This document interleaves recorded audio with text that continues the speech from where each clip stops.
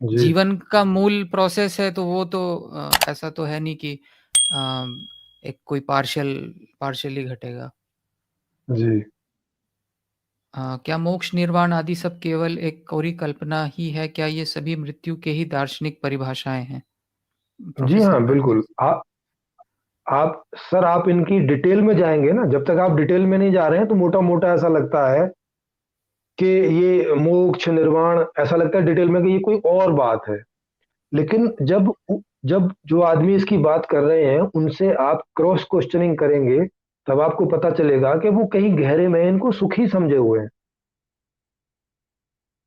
तभी इन पे चल रहे हैं। अगर उनको ये ये क्लियर हो जाए, या अभी संपूर्ण समाधान में जितने लोग जुड़े हुए हैं जिनको ये सब बात क्लियर है कि कि मामला केवल सुख का है, मोक्ष निर्वाण आदि का नहीं, उनको आप पूछोगे तो वो आपको बोल देंगे कि हाँ, नहीं, कोई मोक्ष निर्वाण इत्यादि नहीं होता।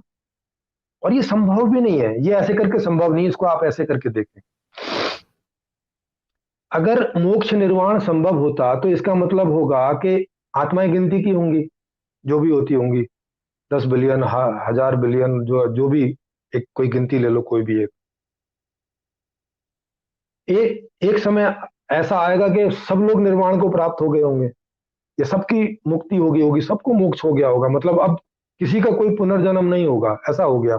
तो उसके बाद तो फिर ये जो संसार है सदा के लिए समाप्त हो जाएगा। ये तो फिर आगे बनेगा नहीं। तो मतलब एक समय ऐसा आ जाने वाला है कि उसके बाद सब खत्म, सदा के लिए फिर कुछ नहीं होगा। भाई, अल्टीमेटली यही होगा ना, कि आज एक आदमी का मोक्ष हुआ, कल को दूसरे का हो गया, पर ऐसे ऐसे हो जाएगा ना एक दिन सबका। तो ये तो ऐसी परिकल्पना लगती है। और जबकि हम इस पूरे पूरे यूनिवर्स को देखें तो यहाँ हर चीज एक साइकिल में एग्जिस्ट करती है। हर चीज का अपना एक साइकिल है। पानी का देखें तो, पदार्थों का देखें तो, कोई भी पदार्थ का देख लो, कुछ भी चीज का देख लो, एक साइकिल में एग्जिस्ट करती है हर चीज। और साइकिल में एग्जिस्ट करने का ही मतलब है कि वो उसमें निरंतर घूमती रहती है, वो उसका उससे निकास नहीं है। मुक्ति का कोई मतलब ही नहीं है, क्योंकि मुक्ति होके कहाँ जाओगे? इस यूनिवर्स से कहीं परे। क्योंकि इस यूनिवर्स में रहोगे तो यहाँ तो पूरा नियम है कि हर चीज घूम ही रही है, यहाँ तो कभी कोई चीज रुकती नहीं है।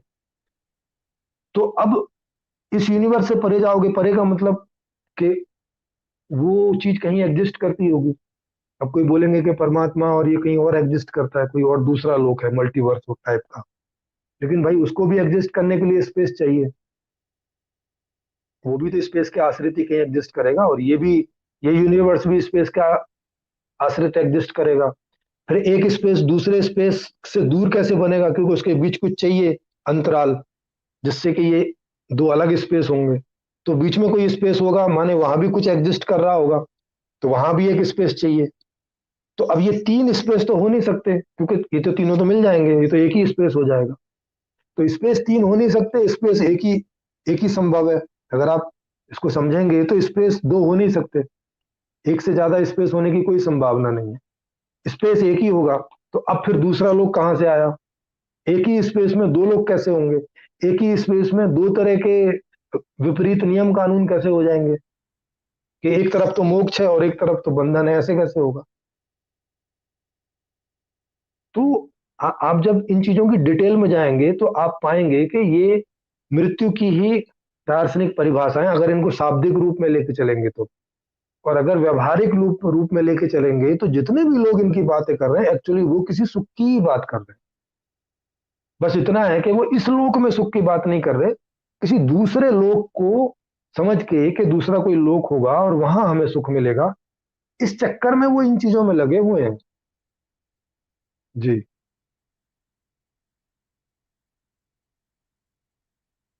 हाँ, फिर कह रहे हैं वो कि प्रोफेसर प्रणवीर सिंह जी, इन्हीं दोनों विपरीत इच्छाओं को धारण करने की कोशिश में जीवन द्वंद्वों से भर जाता है, और धार्मिक लोगों का जीवन ज्यादा द्वंद्वों से भरा होता है। जी हाँ, बिल्कुल, आपका निष्कर्ष एकदम दुरुस्त है, एकदम सही है।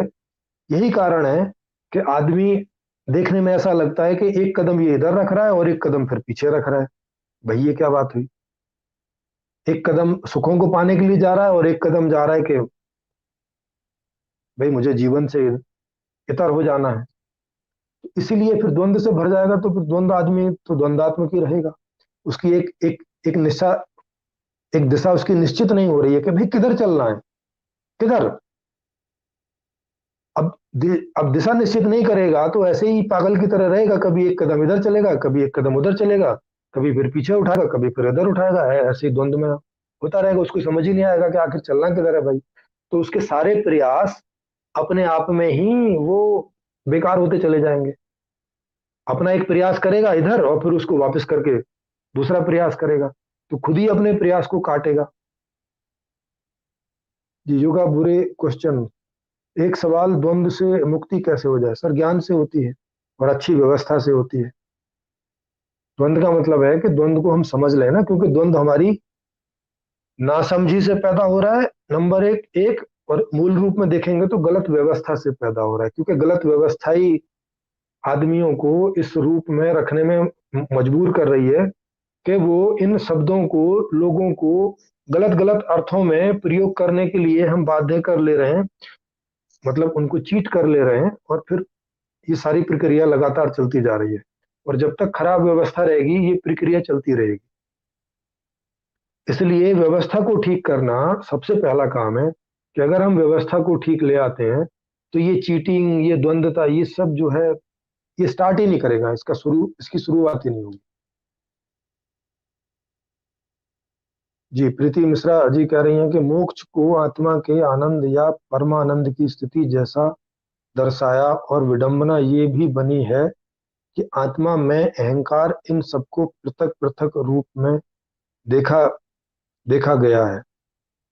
हाँ, तो ये बहुत सारी भ्रांतियां हैं ना इस तरह की, इन भ्रांतियों पे आगे बात होगी।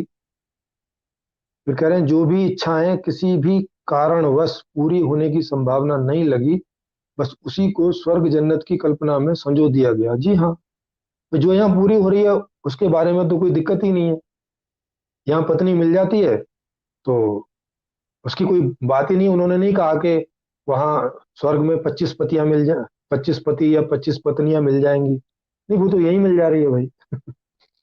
परी नहीं मिल रही है यहाँ पे, तो वहां परी संजो दी उन्होंने।